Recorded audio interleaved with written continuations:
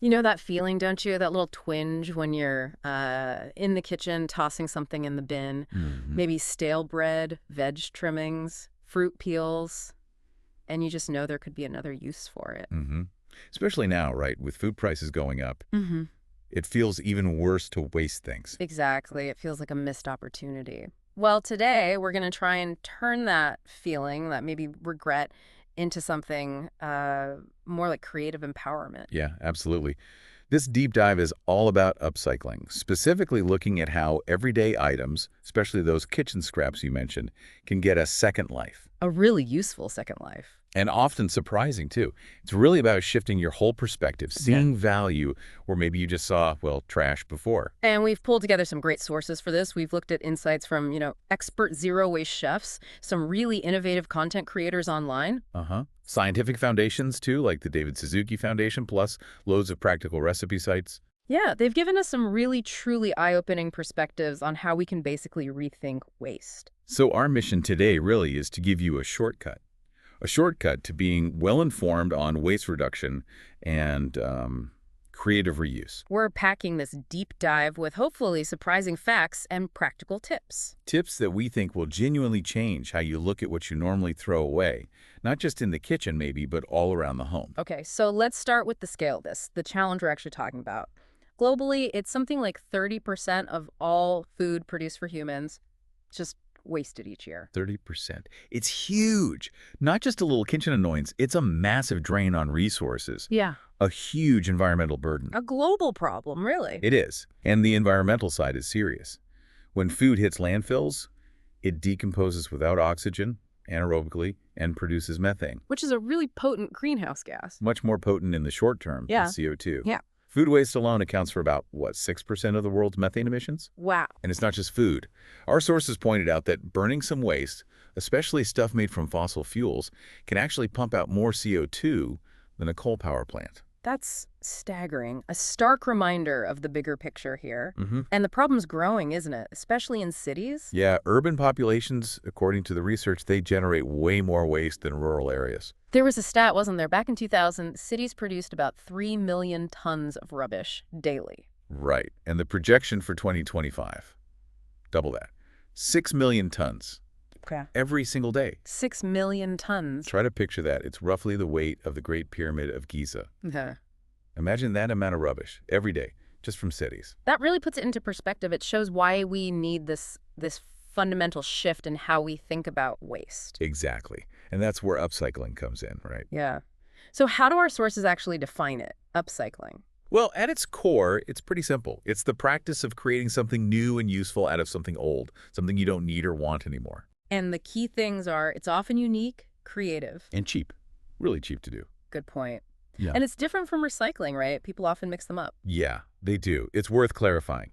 Recycling is usually an industrial process, a chemical thing, like melting down plastic into raw material to make more plastic stuff. Right. Upcycling, though, that's more about crafting something totally new, something unique, ready for immediate use. It's often about creativity. Like the example of turning an old T-shirt into a carrier bag. Exactly. Rather than just melting it down to make, generic fabric again. So what's the takeaway here that so what for us, for the listener? Well, the insight is pretty profound, I think. Yep. Upcycling gives things a second life, obviously. Yeah. But crucially, it also encourages us to just consume less in the first place. So it's a double win for the environment. Totally. You're reusing materials and you're reducing the need to buy new stuff. It might feel like small steps individually. But together they add up. They really do. It's about shifting from that linear take, make, dispose model. Towards something more circular. Precisely. Okay, let's get into the really tasty part for many people, turning food scraps into actual food. Culinary creations. Yes. The core idea is super simple. Don't chuck that stale bread or those veg trimmings. So much flavor and nutrition still locked in there. Think about it. That loaf you were about to bin, it's not just stale. Some chefs say day-old bread actually has more character. Yeah, a more concentrated flavor, perfect for certain textures you just don't get from fresh bread. Obviously, things like homemade croutons for salads or breadcrumbs for pasta, those are the classics. Classics for a reason. And homemade breadcrumbs, you can freeze them so easily. Just keep them in the freezer, ready to go. A constant pantry staple, basically free. But you can go way beyond that, can't you? Savory transformations. Oh yeah, cubed or sliced stale bread is brilliant as a base for breakfast bakes. Like Yeah. an open fridge bake, just use up whatever you've got. I saw a recipe for a ham and cheese breakfast casserole. It said to make it the night before. Yes, let the bread soak up the milk and eggs.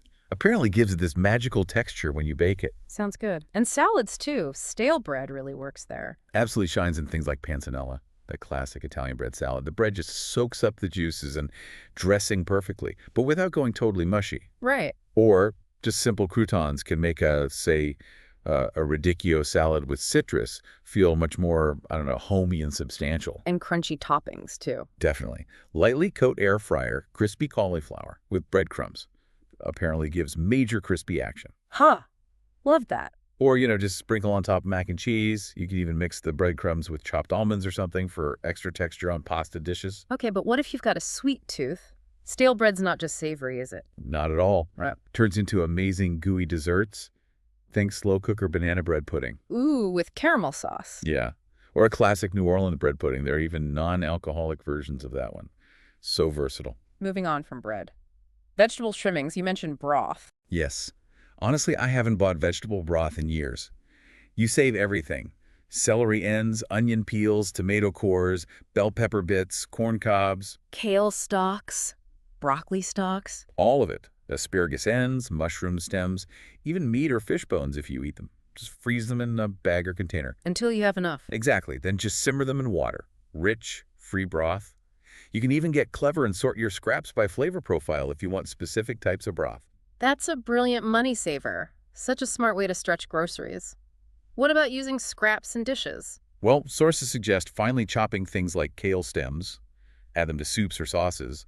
Your family might not even notice. Sneaky. And things like carrot tops, turnip tops, radish greens, even wilting herbs, blend them into green sauces, like pesto. Adds flavor, nutrients. Reduces waste. Yeah. Perfect. Now, you mentioned liquid gold. What's that about? Ah, yes. The surprising value in liquids we usually pour down the drain, like pickle brine. The juice from the pickle jar. Specifically from fermented pickles, Yeah. the cloudy ones with live cultures. Don't ditch that brine. What can you do with it? Drink it straight as a gut shot, apparently. Or use it to flavor soups, liven a hummus or potato salad. Okay. And here's a fascinating bit. Some research suggests using it as a marinade for meat before grilling can actually help reduce harmful compounds, HCAs, that form at high heat. Really? Heterocyclic amines. That's them. Plus, a few spoonfuls can kickstart your next batch of homemade pickles or sauerkraut. That is liquid gold. What else? If you ever make ricotta cheese at home, the leftover way, don't dump it. Use it how? Instead of water in pizza dough or other baking. Adds protein, bit of flavor. Nice. And the starchy water from boiling potatoes or beans or pasta, keep it. It's amazing for thickening soups and sauces. Oh, yeah, my grandmother used to do that. See? Old wisdom. Okay. You can even toss in Parmesan rinds while you simmer it for extra savory depth. Okay, fruit scraps next. What rescues are possible there? Lots. Citrus zest and peels. You can make candied peel, marmalade. Or just a simple fruit tea, like pineapple cores, apple peels. Exactly. Lemon, orange peels too. You can even steep fruit skins and stones in alcohol for infusions. Adds a subtle natural flavor to vodka or gin, say. Homemade infused spirits. And what about vinegar from scraps? Is that real? Totally real. Use scraps like apple cores, pear peels, pineapple skin. Just put them in a jar, add a spoonful of sugar, cover with water, and stir it every day. And it just becomes vinegar? The natural bacteria and yeasts on the fruit do the work. It takes a little while, but yeah, free vinegar. Amazing. And overripe fruit, the stuff that's just about to go. Don't bin it. Overripe avocados. Blend them into a surprisingly creamy chocolate pudding. No way. This way. And the pulp left over from juicing or just fruit trimmings. You could dehydrate that into fruit leather. Healthy snack for kids or anyone. Okay, beyond specific recipes, any quick kitchen hacks for waste reduction? Oh yeah, loads. You can regrow leeks, scallions, celery easily. Just stand the root ends in a shallow dish of water. Change the water regularly. Free greens. Pretty much. Another good one. Herbs starting to wilt. Don't let them go slimy. Puree them with olive oil. And freeze them. Yeah, in ice cube trays. Perfect little flavor bombs ready for cooking. Smart. Also, save your citrus rinds in the freezer after you've squeezed them. They're way easier to zest when frozen solid. Much less fiddly. Good tip. And of course, the classic. Save your bacon grease. Or Ham drippings. Chicken schmaltz. Keep it in a jar in the fridge. Use it instead of oil for cooking. Incredible flavor. Okay, so we've rescued food from the bin and put it back on the plate. But what about using scraps outside the kitchen, in the garden or around the house? Right, because the value definitely extends beyond eating. These scraps can work wonders for your home and garden. Let's start with the garden, feeding the plants. Banana peels, don't throw them out. They're loaded with potassium, phosphorus, calcium, magnesium.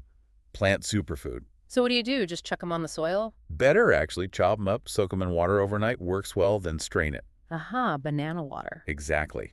Use that water as a natural, chemical-free fertilizer. Just make sure you strain it properly, otherwise you might get fruit flies. Does it work? Apparently so. One creator we looked at showed his tomato plants getting noticeably bigger and healthier using it. Impressive growth. Cool. What about coffee grounds? Heard about those for gardens. Yep, used coffee grounds are great. Add nitrogen to the soil, help with drainage, water retention, aeration, Attract good microbes and worms. all that good stuff. But a word of caution here. Ah, Fresh, unused coffee grounds can be quite acidic. Might actually hinder growth for some plants, and potentially toxic to pets if they eat a lot. so stick to used grounds. Generally safer, yeah. Use them sparingly, mix them in well, especially if you have pets roaming the garden. Got it. What else from the kitchen helps plants? Eggshells, grind them up really fine into a powder. Great source of calcium for the garden. Helps prevent things like blossom and rot on tomatoes or peppers. And cucumber peels? Really? Yep. Soak cucumber peels in water for about 5 days. Strain it off. Another fantastic liquid fertilizer. Who knew? Okay, moving indoors. Cleaning and freshening with scraps. Absolutely. Lemon and orange peels. Add them to a jar of white vinegar. Let it steep for a couple of weeks. That makes. A fantastic citrusy, grease-cutting, antibacterial cleaning spray. Way better than harsh chemicals and smells lovely. Speaking of smells. You can make natural potpourri. Just simmer citrus peels in a pot with a little water, maybe add a cinnamon stick or some cloves. Fills your home with a gorgeous scent. Nice and simple. And I read something about banana peels again. For plants. Yeah, a quirky one. Use the inside of the peel to wipe down the leaves of your houseplants. Cleans off dust and gives them a nice shine. Who needs leaf shine spray? Exactly. And you can literally grow new life, too. Like a pineapple. From the top. Yeah. Twist out the leafy top, peel off the bottom few rows of leaves, let the base dry out for a day or two so it doesn't rot. And just plant it. Gently twist it into some potting soil. Keep it watered. With a bit of luck and patience, you'll grow a new pineapple plant. That's pretty cool. Okay, so the ultimate recycling for food waste. Composting. Right. This is kind of the last resort when scraps really can't be eaten or, used in these other ways, but it's incredibly valuable. What can actually go in? Most fruit and veg scraps, peels, cores, pits, even avocado pits break down surprisingly fast. Grains, bread, plain pasta. Avoid oily or saucy stuff, though. Yeah, that can attract pests or make it smell. Also hair, tea leaves, coffee grounds, eggshells, crushing. Helps them break down faster, but not essential. Plant trimmings, grass cuttings. So how does it work? The basics. You need a mix. Greens and browns. Greens are your nitrogen-rich kitchen scraps. Browns are carbon-rich things like dry leaves, straw, cardboard, newspaper. And to mix. The browns provide structure, create air pockets, stops it becoming a soggy, smelly mess. You need air for decomposition. Keep it damp. Yeah, like a wrung-out sponge. And turn it every few weeks to mix it up and get air in. If you do it right, it shouldn't smell bad at all, just earthy. But what if you don't have a yard? Lots of people don't. Still options. Many cities have curbside green bin collections now, or drop-off sites at community gardens, farmers markets. There's an app, too, right? Share waste. Yeah. It connects people who have scraps with people who have compost bins or worm farms. Really cool community solution. And indoor methods. Worms. Vermicomposting.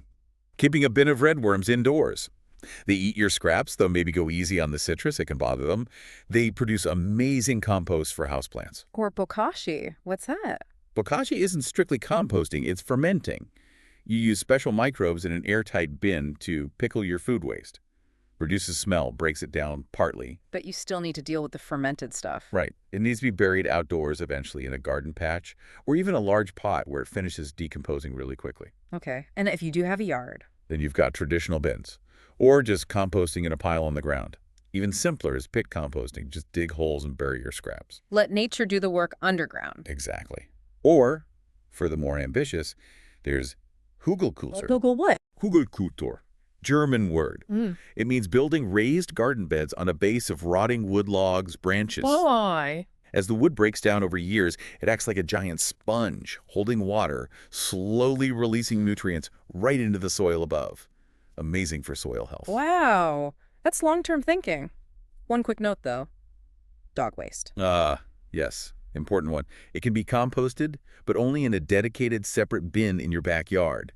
Never mix it with your regular food garden compost. Because of pathogens, risk of spreading illness. Precisely. Keep it totally separate. Crucial point. Okay, we've done food, garden, home, but it doesn't stop there, does it? Apparently scraps can end up in your beauty routine, or even as art. Yeah, this is where it gets really surprising. Some cool DIY beauty hacks hidden in the bin. Well, like what? Avocado skins. Yep. Bake the skins until they're dry, then blend them into a fine powder. Mix that powder with plain yogurt and honey. And you get... An all-natural, apparently really refreshing face mask. Okay. What about banana peels again? They seem very useful. They really are. Blend the peel into a mush, mix it with honey, another natural homemade face mask. Sources say it leaves skin feeling soft, nourished, hydrated. And you said it's edible. Technically, yeah. Probably wouldn't taste great, but it's just banana and honey. Huh. And it's good for hair, too. That same banana peel mush, yeah. Use it straight as a hair conditioner. Yeah. The potassium is meant to strengthen hair, prevent breakage. And coffee grounds? Still useful. Used ones, yes. Make a great body exfoliant or a gentle face scrub, reusing those grounds again. One more banana peel trick. Teeth whitening. Seriously. Apparently. Rubbing the inside of the peel on your teeth. The malic acid in it might help break down some surface stains. Probably not as strong as commercial strips. Oh, definitely not. But hey, it's a natural, free alternative for some gentle brightening, maybe. Worth a try. Maybe. Okay, moving from beauty to art. Natural dyes from food scraps. Yes. This is really cool. You can turn inedible scraps into beautiful, vibrant dyes for fabric, paper, even natural food coloring for icing. What colors can you get? Well, for pinks, think avocado pits and skins, beet peels, red cabbage trimmings. Adding vinegar can make beet dye even deeper. Browns. Easy ones? Use coffee grounds, old tea bags, brown onion peels, Orange. yellow onion skins, carrot trimmings. How do you actually do it? Pretty simple. Boil your chosen scraps with water and a bit of salt, like a tablespoon or two, for maybe 30-45 minutes until the water's got good color. Then strain it? Yep. Strain out the solids. Then you simmer.